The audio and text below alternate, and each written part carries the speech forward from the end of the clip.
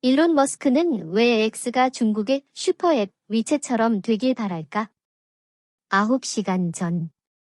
일론 머스크는 중국의 유명 애플리케이션 위챗처럼 금융, 메신저 등 다양한 서비스를 한 플랫폼에서 모두 제공하는 모든 것의 앱, 슈퍼앱, 더 에브리싱 F을 꿈꾼다. 그리고 이번 주 초 그 계획의 일환으로 트위터의 회사명과 로고를 X로 바꾸기까지 했다.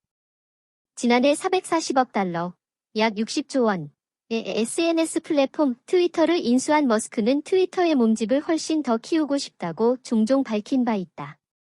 이전에도 머스크는 채팅, 데이트, 결제, 소셜미디어 등 다양한 서비스가 결합한 모든 것의 앱인 위챗을 칭찬한 바 있으며 트위터를 그와 유사하게라도 키울 수 있다면 엄청난 성공이 될 것이라고 발언한 바 있다.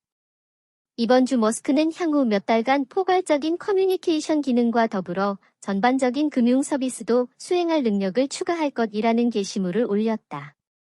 머스크는 X의 몸집을 키워 수익 증대로 이어지길 바라고 있을 것이다.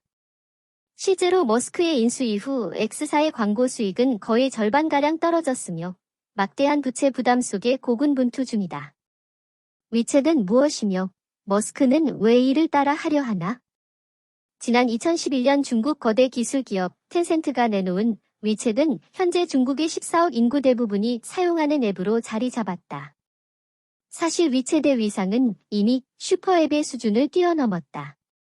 위챗에선 메시지 전송, 음성 및 영상 통화, SNS 활동, 음식 배달 요청, 모바일 결제, 게임 플레이, 뉴스 시청 등을 할 수 있으며 심지어 데이트 상대도 구할 수 있다. 마치 왓츠앱, 페이스북, 애플페이, 우버, 아마존, 틴더 및 여러 앱이 하나로 합쳐진 형태라고 할 수 있다. 또한 그 서비스가 중국 사회 전반에 촘촘히 파고든 탓에 위챗 없이 중국에서 살기란 거의 불가능한 수준이다. 한편 아래 스크린 캡처본에서 볼 수 있듯 위챗의 이러한 다양한 서비스는 각자 다른 인터페이스를 갖추고 있다. 위챗은 왓츠앱이나 아이메시지와 같은 메시지 플랫폼으로 시작했다. 실제로 아직도 위챗에서 가장 많이 사용되는 기능 두 개는 왓츠앱과 유사한 챗 기능과 페이스북과 유사한 모먼트 기능이다. 아울러 위챗의 지갑 기능을 통해 사용자는 자신의 위챗 계정과 체크카드 및 신용카드를 연결할 수 있다. 중국 내 대부분 상점과 온라인 쇼핑몰에선 사용자들이 이러한 위챗페이를 통해 계산할 수 있도록 QR코드를 제공하고 있다. 또한 위챗을 통해 생활비 고지서를 처리하고 투자도 하며 심지어 대출 또한 받을 수 있다. 정부의 공공 서비스 또한 위챗을 통해 사용자들의 개인 정보를 확인한다. 그뿐만 아니라 과속 범칙금 지불도 병원 예약도 위챗으로 한다. 그리고 코로나19 팬데믹 기간 위챗은 더욱 없어서는 안 될 필수적인 존재가 됐다. 중국 당국의 엄격한 코로나19 봉쇄 정책 속 위챗을 통해 생성한 건강 코드 없이는 돌아다니기조차 불가능했다. 그러나 하나의 플랫폼에 이렇듯 많은 기능이 몰려있는 탓에 몇 가지 단점도 존재한다. 우선 위챗은 사용자의 휴대전화 메모리에서 수십 기가바이트에 이르는 매우 큰 부분을 차지한다. 그러나 더 심각한 점은 위챗이 중국 내 일상 구석구석에 광범위하게 퍼져있는 탓에 이로 인한 정부의 검열이나 감시 등 여러 사생활 침해에 대한 우려가 커지고 있다는 부분이다.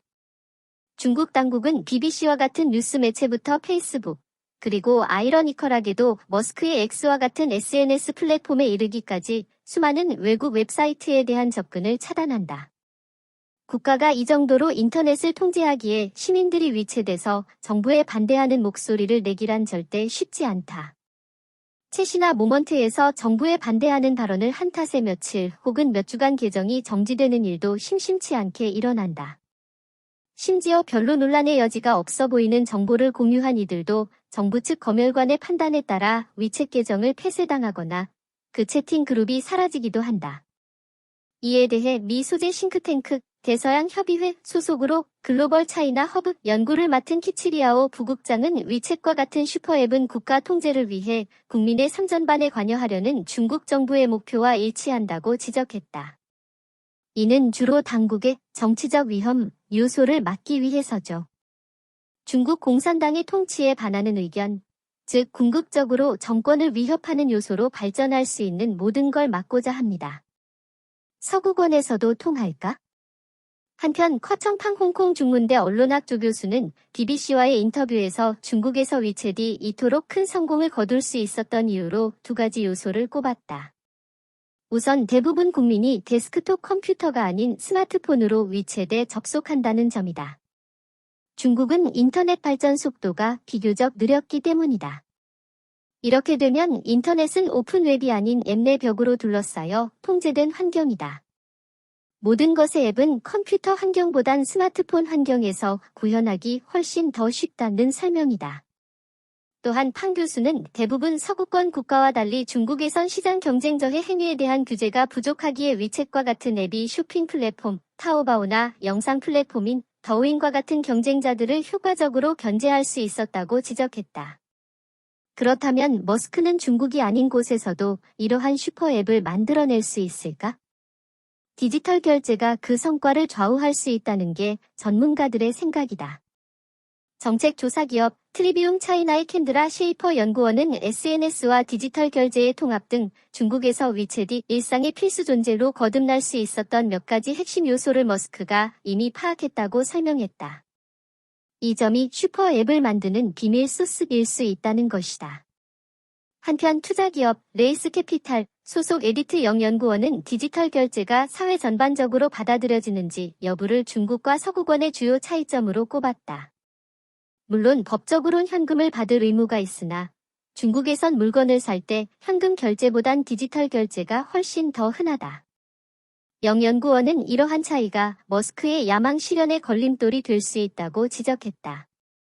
서구권 국가에서 현금과 신용카드가 온전히 사라진 사회를 구현하는 데엔 더 오랜 시간이 걸릴 것이라는 전망이다. 관련 토픽